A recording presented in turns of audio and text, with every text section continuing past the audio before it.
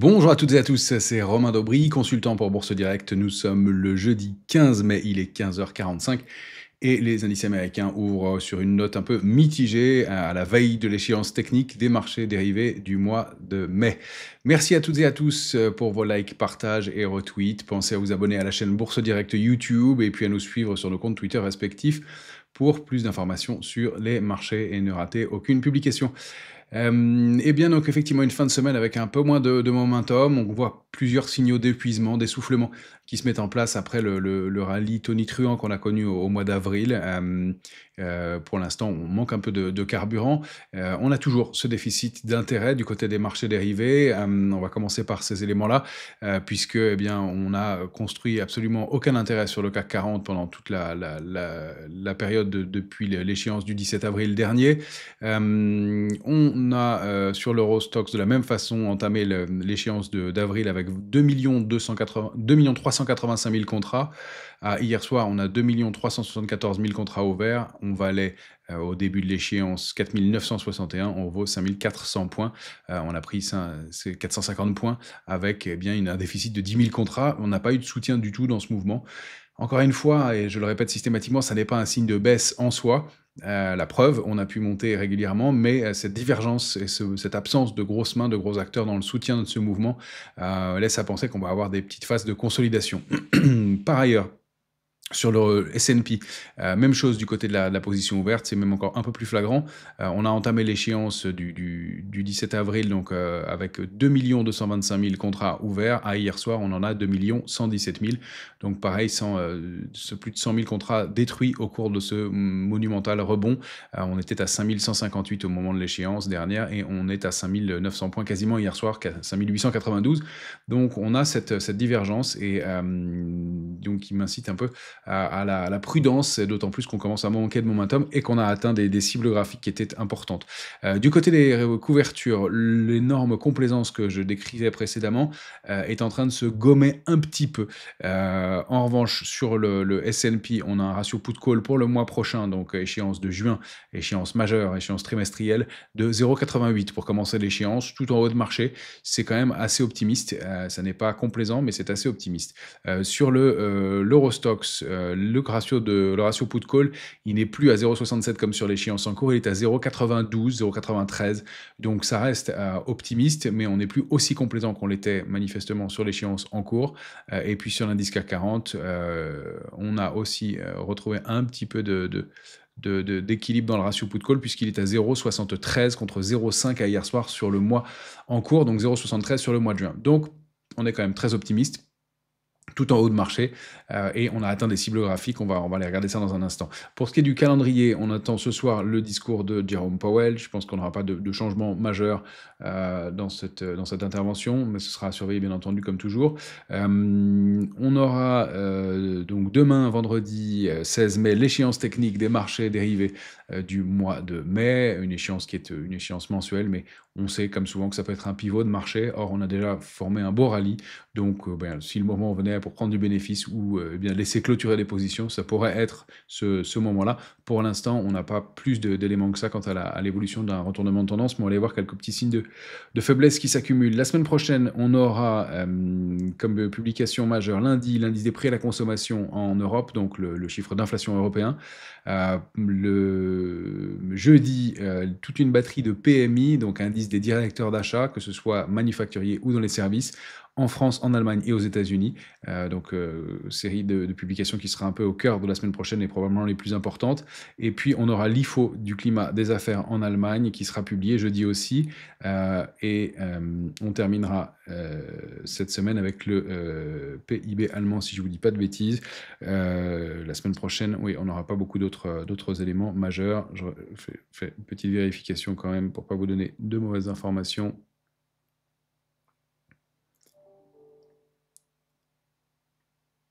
Et donc, de la semaine prochaine, le PIB allemand le vendredi 23 mai. Voilà, c'est comme ça qu'on clôturera la semaine prochaine. Côté des publications, on aura toujours des petits témoins de capitalisation qui vont publier à Paris. Et puis, sur les grosses publications, on aura Home Depot à surveiller pour les résultats de la consommation, les éléments de consommation aux États-Unis. On a eu les publications de Walmart qui viennent de ressortir manifestement en ligne aujourd'hui. On a eu aussi aujourd'hui les ventes au détail qui sont ressorties sous le consensus. Donc, petit signe de faiblesse du côté de l'économie. Pour l'instant, ça n'est pas vraiment sanctionné par le marché qui reste assez solide. Voilà les éléments techniques de marché. On va aller jeter un œil tout de suite sur le S&P 500 qu'on prend en journalier. On regardera l'hebdomadaire lundi quand la bougie sera clôturée, même si on a ouvert cette semaine avec un énorme gap qui reste incomblé. On a continué à accélérer. On est allé chercher la cible idéale que nous donnait la théorie des gaps. Vous vous souvenez qu'on avait calculé ensemble ce gap de rupture, gap de continuation ouvert ensuite le 1er mai, qui nous donnait comme cible idéale en dupliquant les deux gaps de cette façon-là, eh bien 5880. On y a été, on a même dépassé un petit peu le niveau. Pour l'instant, un peu d'hésitation. On peut surveiller cette configuration avec une accélération haussière, un gros gap en dessous, et puis cette petite bougie d'hier, cette petite toupie qui peut ressembler à un marteau, à un pendu, mais bon, le corps est en haut de la bougie, mais la bougie est toute petite, donc à prendre avec des pincettes, ce n'est pas encore un signal très négatif. On a donc pour l'instant comme signal le seul fait que 5880-84 est bien une résistance, on a ouvert parfaitement au-dessus de ce niveau. On est à la borne haute aussi, ça correspondait à la borne haute du range 5686-5880. Donc, bien, si on arrive à déborder ce niveau-là, on duplique par le haut et on ira chercher une zone plus lointaine. On a cette grosse résistance à 5969 et pourquoi pas des extensions en direction de 6075 si on arrive à poursuivre. Pour l'instant, ça reste un petit peu en situation d'attente. On n'a pas plus d'éléments dans l'immédiat. Le retracement sous 5834 donnerait un premier niveau d'alerte et puis c'est en dessous que on pourrait accélérer un peu. 5770 reste un niveau important et puis il y a le pied de ce gap évidemment qui sera à surveiller. On va le marquer ici. Puisque ça pourrait dans ce cas-là être un gap d'épuisement s'il était enfoncé et rompu. Je vous l'affiche un instant pour qu'il soit plus visible. 5786, ce sera le niveau au-dessous duquel il faudrait être prudent. Pour l'instant, on tient sur les indices. Si on n'accélère pas à la baisse, le marché reste relativement solide en partie haute. Mais encore une fois, il y a l'échéance technique des marchés dérivés demain. Il arrive souvent qu'on tienne jusqu'à l'échéance et puis que ce soit en début de semaine suivante que les mouvements de retracement se mettent en place. Donc en tout cas, on peut consolider sans problème jusqu'à 5786 sans remettre en cause la tendance. Si on a enfoncé ce niveau-là, on commencera à aller combler ce gros gap et là, on passerait franchement en direction du bas du range. En plus, ça correspond avec le pied du gap et donc retour en direction de 5686. Niveau d'alerte de court terme, hein. On est loin des niveaux d'alerte de moyen terme. Et puis en dessous, vous avez les niveaux à surveiller. Sur le Nasdaq, on a exactement le même genre de configuration, si ce n'est que sur le Nasdaq, on avait détecté cette structure en tasse et anse qui nous permettait, en la dupliquant, de donner comme cible 21 750. On n'y est pas allé pour l'instant. La zone au-dessus de 21 475 semble pour l'instant être un plafond de verre. On a juste, pour l'instant, en mire des bougies d'incertitude, rien de plus, mais on a aussi laissé un large gap ici. Le premier niveau d'alerte est donc ça, aux alentours de 20 620, 20 290 en dessous comme premier support, qui serait un niveau de support important à préserver, puisque c'est au-delà et qu'on a accéléré, et puis ce serait la rupture, le comblement et le retour sous le gap de rupture, d'épuisement éventuel, comme sur le S&P. Bon, c'est lointain pour l'instant. Encore une fois, pas de figure de retournement dans la tendance. On reste haussier, même si on manque un tout petit peu de carburant à court terme, et si encore une fois, on a cette divergence bien lisible sur les positions ouvertes sur le futur. Quant à la volatilité, le VIX bien, continue son mouvement dans la zone. Il a mis un pied en zone d'optimisme. On avait même ouvert un petit gap ce matin qui a été comblé rapidement. On reste en bas de la zone de vigilance pour l'instant. On a toujours ce gap laissé ouvert en début de semaine, gap baissier qui aussi incite un peu à la prudence, hein. Bon, il n'est pas très loin, donc le mouvement pourrait se faire, gentiment pour aller rechercher donc ce pied de gap, en direction de 21,64. On vaut 18,66, mais il n'est pas idiot de commencer à envisager de prendre un peu de bénéfices et puis, pourquoi pas de se couvrir un peu, pour ceux qui veulent, utiliser des options pour le faire. En tout cas, ça reste pour l'instant à surveiller. Pour ce qui est de la partie européenne, le DAX, eh ben, lui, il donne des signes d'épuisement un peu depuis quelques jours. Alors j'ai fait quelques traits d'essai, pardon, il y en a pas mal, je vais en enlever quelques-uns. On a cette oblique baissière sous laquelle le DAX est installé. Il est en train de la tester à l'instant, d'essayer de se réinstaller au-dessus, donc formé par les points hauts récents. Oblique baissière en rose, hein, c'était pour la distinguer d'autres obliques. Elle sera à surveiller en noir. J'ai même fait un peu de projection, pourquoi pas, pour envisager, après un rebond de 30% quasiment depuis son point bas du 7 avril. Et, eh bien, le comblement des deux derniers gaps, hein, qui avaient été ouverts a été fait assez rapidement.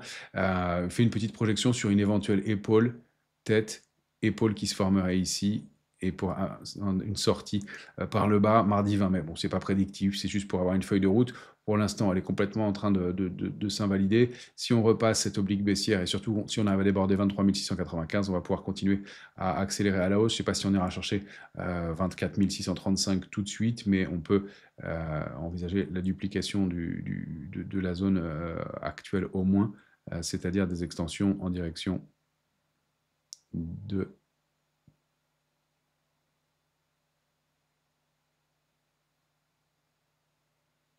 la cible qui est ici, donc pas loin des tops, hein, ça revient au top 23 910 du DAX. Et donc continuer ce petit mouvement haussier si eh bien, le momentum reste valable. Encore une fois, prudence toujours autour de l'échéance, on va voir comment on se comporte. Si on repasse sous 23 485, ce qu'on avait fait hier et en début de séance, c'est un petit signe de faiblesse, on voit qu'on a toujours de la résilience.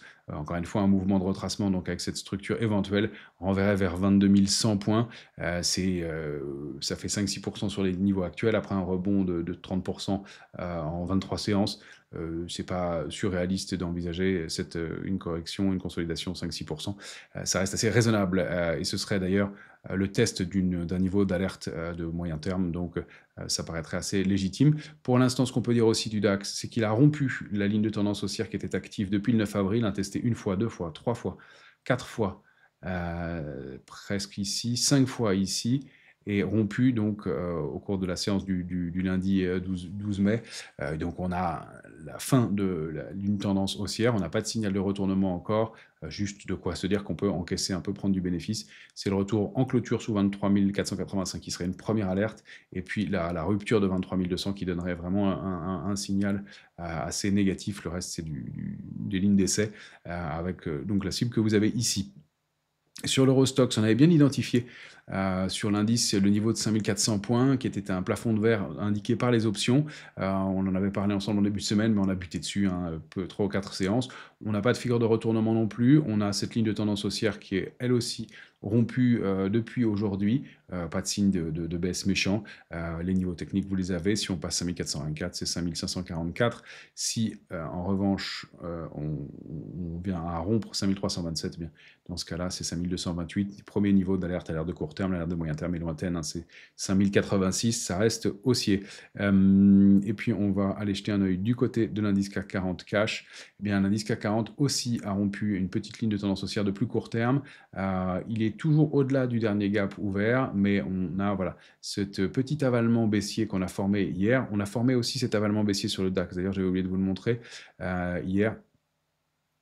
La bougie de mercredi a englobé celle de mardi. En haut de marché, pareil, c'est un signal de plus d'essoufflement, d'épuisement dans la tendance. Donc encore une fois, l'aspect technique lié à l'échéance des marchés dérivés bloque pour l'instant peut-être les initiatives baissières, mais avalement baissier en haut de marché. Donc de la même façon pour l'indice CAC 40 au cours de la séance d'hier du 14 mai. Donc voilà, on clôture. Je vous rappelle, un clavalement baissier, c'est que la bougie du 14 mai ouvre plus haut que la bougie précédente et clôture en dessous. C'est un signe de reprise en main par les vendeurs. Donc on a ce niveau pivot de 7837 qui est à déborder, contre lequel on s'accroche pour l'instant, qu'on n'arrive pas à réintégrer. On va surveiller ça, on va regarder ça de plus près avec le futur CAC 40. On est toujours sur l'échéance en cours. Je vous donnerai lundi les points ajustés pour la nouvelle échéance de juin, mais pour l'instant, voilà, on est bien installé au-delà du canal baissier de long terme, au-delà de ce niveau de 7808 qu'on a testé plusieurs fois, mais qu'on préserve pour l'instant. La cible suivante, c'est 7893, et puis des extensions 7992, pourquoi pas. Attention sous 808, on irait probablement assez rapidement combler ce dernier gap du 12 mai, avec 7726 comme premier support, et à l'ère de court terme, hein, on est loin de retourner cette tendance, juste peut-être un besoin de souffler qui encore ne se matérialise pas manifestement pour l'instant. Quelques titres que je voulais vous montrer. On va changer un petit peu des classiques voilà, françaises. Ça, c'est sur le London Stock Exchange. C'est Burberry qui a publié hier et dont la publication a été bien saluée. Burberry, on est peut-être en présence d'un double bottom avec un appui sur ce gros niveau de support de 574 qui est un niveau de très long terme, accélération haussière jusqu'au mois de février, et on est revenu tester on est venu s'appuyer et rebondir non loin de ce niveau. Ça n'est pas parce qu'on ne touche pas le support que le double bottom n'est pas valide. On a une certaine marge de manœuvre dans la formation d'un double bottom, et on a cette ligne de coup formée ici par le niveau de 1192. Donc Burberry, qui est allé s'approche déjà d'une nouvelle cible, d'une nouvelle résistance. Je rappelle que le double bottom, quand on s'appuie deux fois avec un espace dans le temps de un mois et demi, au moins un mois et demi, au moins jusqu'à 3 mois, eh bien on est en présence d'un possible double bottom qui n'est validé qu'au débordement de la ligne de coup. Cette ligne de coup, je l'ai située ici contre cette grosse résistance. On pourrait même être un peu plus gourmand et la remonter d'un cran contre ce niveau, et dans ce cas-là, on pourrait dupliquer ce mouvement par le haut. Il y a peut-être une vraie recovery qui se met en place, tout d'autant plus que le mouvement s'est fait avec des volumes. Mais voilà, encore une fois, on approche d'un premier niveau de résistance intermédiaire sur Burberry. Donc c'est ce qui me fait dire aussi sur l'ensemble des valeurs et des beaux rebonds, 995,40, qu'on a peut-être besoin de souffler un petit peu. Regardez la bougie d'hier en journalier, elle est haussière sans aucun doute, hein. Mais avec ce large gap ouvert, mais on est peut-être déjà allé chercher une première cible graphique à ce niveau-là, et qu'on a peut-être besoin de consolider un peu pour aller plus loin, mais en tout cas à long terme, eh bien peut-être une recovery pour ce titre Burberry qui avait pas mal baissé et qui est peut-être en train de former quelque chose d'intéressant pour la suite. Alstom, bien, on en avait parlé ensemble il y a quelques jours. On était plutôt positif sur Alstom. Elle a déçu au moment de sa publication. Le titre est inscrit dans le range 18,50, 22,32. On n'arrive pas à déborder ce niveau de 22,32. On est en mensuel ici. On va zoomer en hebdomadaire. On est vraiment calé entre les deux. Pour l'instant, une petite réaction quand même. Et le titre qui reprend 3% après son plongeon de la veille sur ce niveau de support à 18,50. Donc c'est cette zone 18,50, 22,32 dont la sortie nous en dira plus pour l'évolution future du titre. Mais évidemment, le plongeon d'hier et l'avalement baissier en hebdomadaire, qui n'est pas en haut de marché, mais qui est quand même à surveiller, n'est pas évidemment un bon signal pour Alstom. Donc, malheureusement, pas un bon pari. En revanche, on avait regardé un titre intéressant qui a bien performé au moment de sa publication. C'est Trigano. On avait indiqué il y a quelques jours le fait que Trigano est bien rebondi sur la ligne borne basse de sa ligne de tendance haussière de long terme, hein, testée ici en mensuel 3 fois, 4 fois, enfoncé légèrement au mois d'avril, et puis réintégré, et là le rebond a été important. Alors pour l'instant, évidemment, on approche aussi d'une cible haussière, d'une cible graphique importante. Je pourrais peut-être déjà d'ailleurs l'abaisser un petit peu à 133,80. Ça reste valable. Dans ce cas-là, cette grande zone de congestion au sein de laquelle Trigano évolue depuis juin 2024, donc depuis un an, située entre 104,40 et 133,80, eh bien, qui pourrait déboucher sur une réactivation haussière encore plus importante, avec dans ces cas-là la duplication de cette grande zone de congestion qu'on observe bien ici, située donc là, et on pourrait dupliquer ce mouvement pour aller rallier, pourquoi pas, des tops historiques et une zone cible située au-delà de cette grosse résistance à 158,80, située à 162,80. On n'y est pas encore, il va peut-être falloir consolider sur 128 un peu, latéraliser avant de repartir. Mais en tout cas, le mouvement haussier qu'on avait pressenti ensemble s'est confirmé.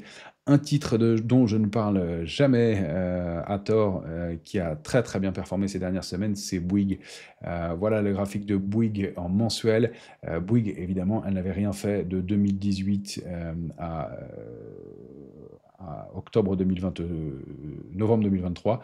Allez, tentative de réactivation haussière, plongeon, retour dans le range précédent 22, 29, 80.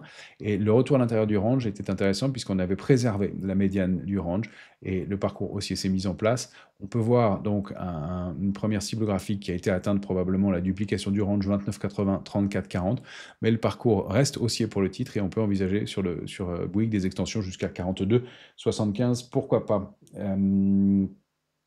Je voulais vous parler aussi à la demande à la demande j'ai oublié son nom, pardon, sur Twitter, de regarder Fugro. Fugro, eh bien, c'était un grand plongeon, une structure de retournement baissière, avalement baissier, double avalement baissier, retournement de tendance. Le titre est venu retester récemment ce niveau de support à 10,32. J'aurais pu indiquer le support suivant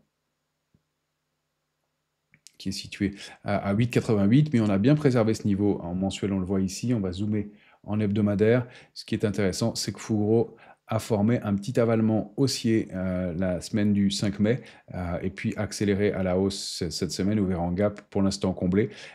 Donc on est peut-être en train de reconstruire quelque chose. Maintenant, à court terme, en zoomant un peu, on n'a pas de structure de retournement non plus qui se met en place. On avait un petit range qui a été débordé par le haut, on est probablement allé déjà chercher une cible, et donc il va falloir construire quelque chose. Pour l'instant, on n'a pas de figure de retournement, mais du mieux à court terme sur Fugro. C'est un peu tout ce que je peux en dire pour l'instant.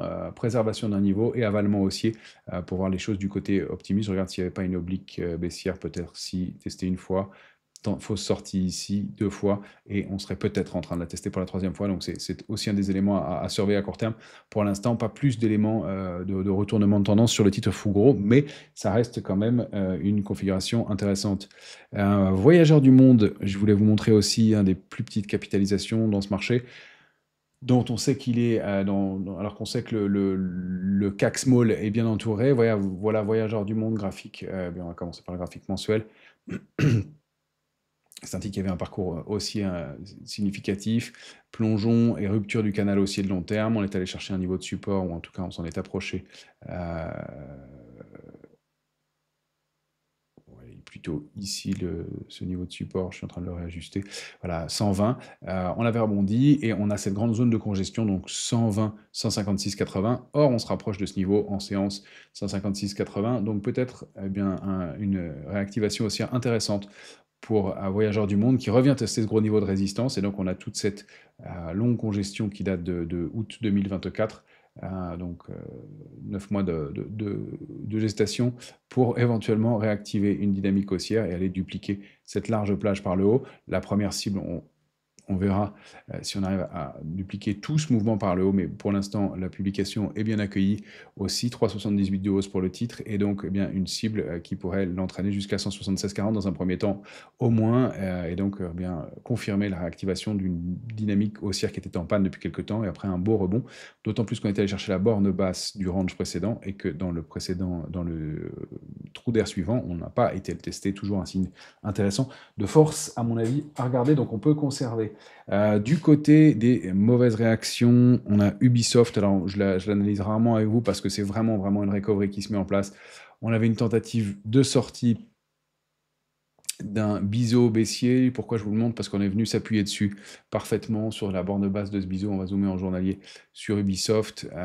Voilà, on a été retester la borne basse, on a réagi pour l'instant dessus, mais un horrible gap baissier dans un plongeon de 19% après une tentative de reconstruction. On avait formé un CETA séance et dont la cible avait quasiment été atteinte, mais pas de quoi reconstruire plus pour Ubisoft pour l'instant. Donc on est un peu plombé. Il faut repasser ce gros niveau de support de 9,95 qui date de très long terme pour envisager quelque chose de mieux, et il faut le repasser rapidement. Eh bien, sinon, on risque de repartir plus bas avec des niveaux de support qui sont lointains. Alors, on ne va pas tracer tous les supports lointains, mais pour l'instant, c'est plombé. Donc, pas beaucoup d'intérêt. Voilà, pardon, j'ai fait des traits simplifiés en noir pour voir les grosses zones de support historiques. C'est 5,70, mais on a bien sûr des niveaux ici intermédiaires autour de 8-12 pour Ubisoft. Donc, très mauvaise réaction. Et plongeons parmi les publications, enfin, une bonne comportement haussier. On avait parlé ensemble de 74 Software, l'ex-Axway, il y a une dizaine de jours. Bien, j'espère que vous en avez profité. Le titre avait formé un fanion, accélération haussière. On est allé chercher la cible suivante quasiment parfaitement à 38,20. On bute contre cette résistance à 38,20, mais regardez la large structure formée depuis 2017 avec ce grand triangle rectangle et le débordement de ce niveau de 29,10 qui a permis une confirmation à la hausse. La première cible, c'était 38,20, on y est quasiment allé. La deuxième, 43,50 et pourquoi pas 48,90 à long terme. Mais en tout cas, le mouvement reste haussier pour l'instant, même si on forme une petite pause. Et donc, si les premiers qui ont pris ce trade, eh bien, on va prendre leur bénéfice, ou prendre du bénéfice, c'est peut-être pas mal. Je voulais vous montrer aussi Fountaine Pajot. On avait détecté ensemble une vague de Wolf. Fountaine Pajot, on va se mettre en journalier. La vague de Wolf était ici. Donc vague 1 de baisse, 2 de rebond, 3 de baisse, 4 de rebond. Et la vague 5 qui avait enfoncé l'oblique 1, 3 pour donner le signal quand elle l'a réintégré. Et donc on s'approche de cette cible haussière à 109 par exemple. Ce sera un peu plus par définition. Si c'était le vendredi prochain, bon, je ne sais pas si ça ira aussi vite, ça donne une cible vers 110,20. En tout cas, c'est cette oblique que le titre est censé rallier. Donc un mouvement aussi important. On avait ouvert un gap, le gap a été comblé, on reste installé au-dessus. Donc gap de rupture, gap de continuation probablement qui a été comblé. Et donc on a encore ce potentiel haussier sur Fountaine Pajot. Donc une bonne réaction pour un titre qui évidemment n'est pas très liquide, mais qui a permis de faire un trade intéressant et une accélération haussière qui s'est bien mise en place et bien confirmée, que cette fois-ci on avait anticipé assez tôt. Un autre titre qui est en train de déborder des niveaux importants et que je voulais vous montrer en configuration mensuelle pour commencer, c'est SMCP. SMCP, vous l'avez ici, avec donc cette large structure de retournement, latéralisation sortie par le haut. Ça, c'est des configurations que j'aime beaucoup parce que eh bien, elles donnent du potentiel haussier intéressant, c'est-à-dire réactivation haussière, pause, et puis quand on réaccélère, en général, c'est assez propulsif, et ça a l'air d'être le cas pour SMCP, qui donc a comme première cible en mire, alors, le niveau de 4,65 et pourquoi pas des extensions jusqu'à 5,85 si on duplique l'ensemble de cette grande figure en tas séance, si on veut la voir comme ça, mais on l'avait évoqué, il me semble, il y a quelques jours aussi, et elle se comporte plutôt bien. Le CAC Small, je terminerai par une dernière valeur américaine, et je vais vous montrer le CAC Small.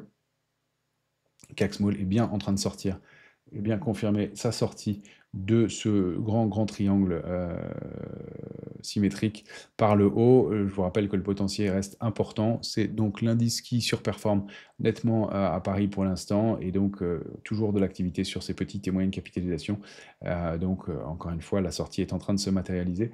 On n'est pas encore à la fin du mois, mais le parcours a l'air de bien se mettre en place. Je voulais vous le montrer en journalier aussi, parce qu'on en est sorti par le haut de ce triangle, et il se peut tout à fait que si on fait une pause, on aille former un pullback sur cette un throwback pardon, sur cette ligne de oblique.